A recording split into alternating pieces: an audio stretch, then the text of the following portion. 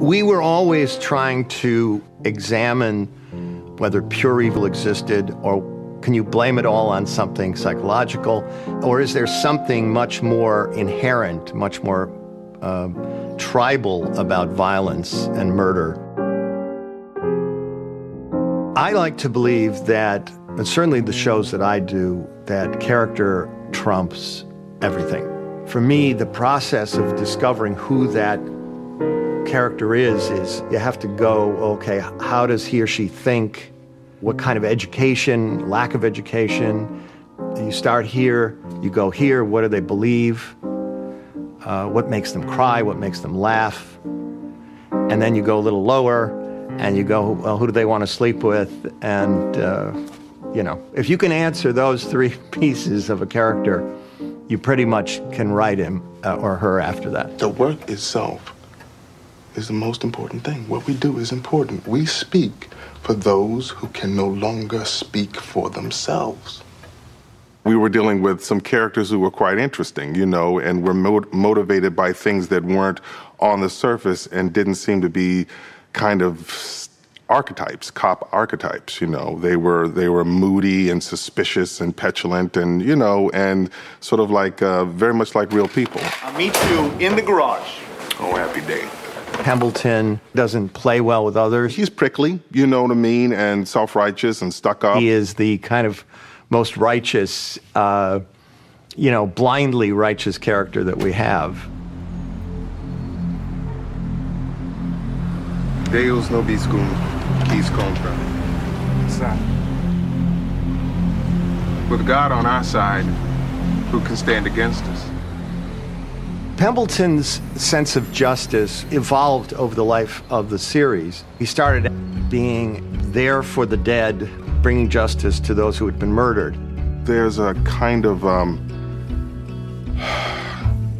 youthful belief in right and wrong, and a belief somehow that Pembleton has the power to make things right. His need to speak for the dead comes out of his own sense of inquiry about the meaning of life. And so each death is a reflection of his own search. There's something about the fact that you believe that you know what's right. And life is just so complex that it can't be what you think it is. It's not simple. God, please. I swear I will do anything. We were trying to explore, let him live. What is the moment where they go, I can't do this anymore? I'm done. I've seen too much. I know too much. I don't want to know anymore. Look, this is not your fault. Yeah, it's mine, and I'll carry it. He's so certain about what's right and wrong, and each and every one of these episodes revealed to him more depth about our human journey. He had ended up becoming the ultimate priest who people went to confession to, but he could not absolve them. All he could do was give them prison time. The fixation on the belief that we're powerful, that we can do anything, like I can keep crime down. He began to understand that justice is not an absolute, that it is an imperfect thing. I can avenge, you know, that I'm doing God's work, that somehow I'm an instrument of his will on earth. Well, I'm too fragile a vessel for that, you know, it's not possible.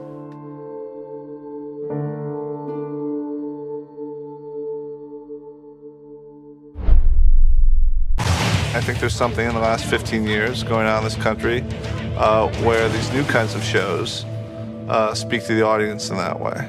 There's only so much of that clear-cut good guy versus bad guy that you can watch before it all becomes predictable. For a more sophisticated audience, certainly people want more. They want to peel away layers of an onion. Hey, you shot at me! Becky, let me talk to him, man. Well, I'm done. TV has been where the great drama is. It's where you can write characters and you can explore them over multiple episodes. Marker.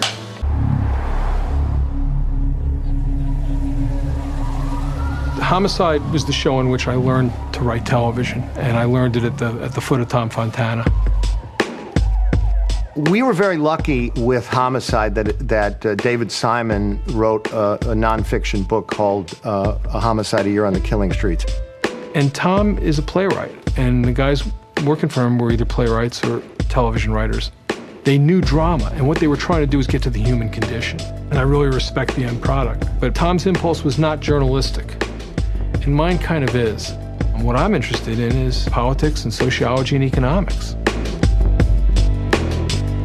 The Wire is an argument about who we've become as a people and what we're capable of and what we're no longer capable of. That sounds highfalutin, but we were left alone and given 60 hours of television. And at that point, it's kind of incumbent on you to have something to say. You the man with them jumbo sixes. Oh, man, you're one. Take about 3 or 400.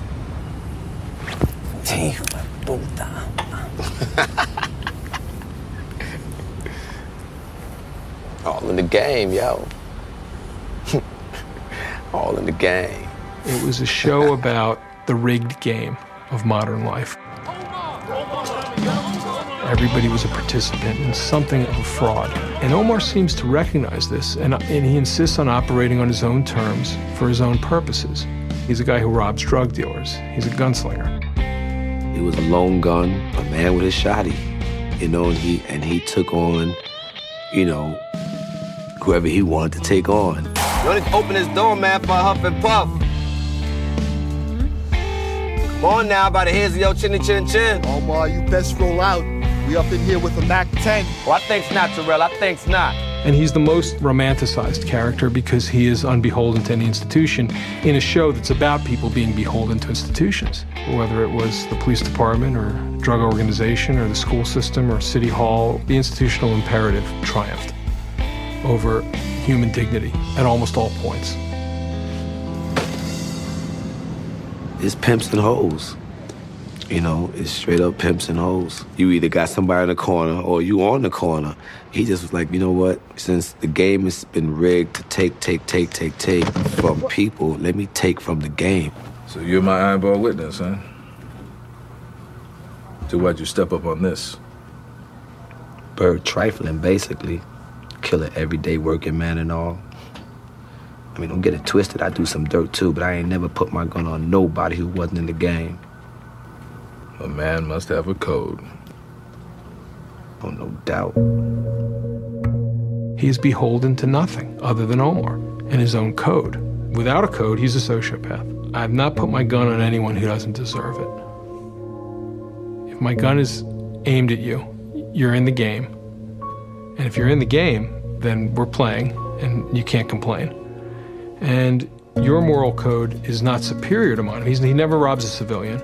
And he never shoots anybody for whom violence is not a last resort as well. He's playing by the code of the West. He's playing fair. He's playing by the rules such as they are. Having a code, having something that you believe in, that you live by. Let's be clear, Omar, you know, he killed people.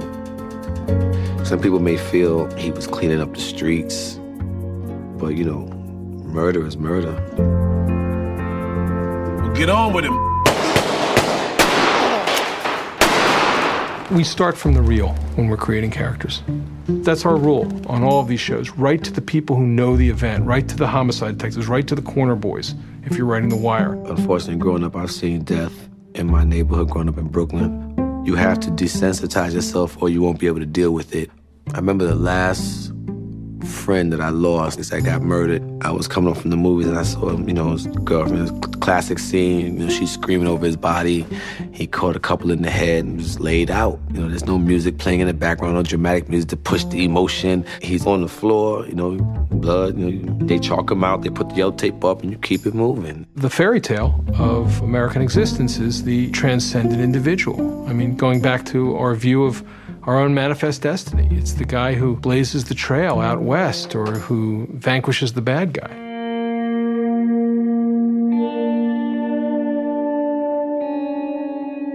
There were moments where we actually used the Western motif of the standoff because Omar is of that world. And in a way, it's as if we placed the myth of the American individual in the actual America. and then said, let the chips fall where they may.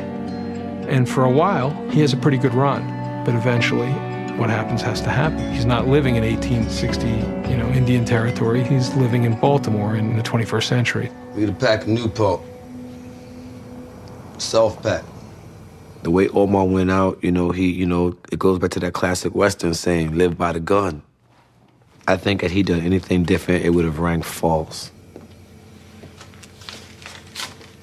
Let me get one of them too.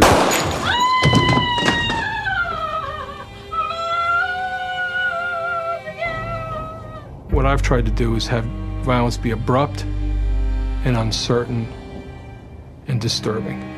I have no problem with the depiction of violence, but I want it to mean something. The reality of the fact is you have 12, 13-year-olds in Baltimore running around with bodies on their belt. It's not fiction. It's a different America. It's not the America of manifest destiny. Omar, he's doing all the things that usually triumph in an American story. He doesn't get to win, because few of us do in this world anymore. There's a better streak and more sophisticated streak in American storytelling than the good guy beats the bad guy and gets the girl.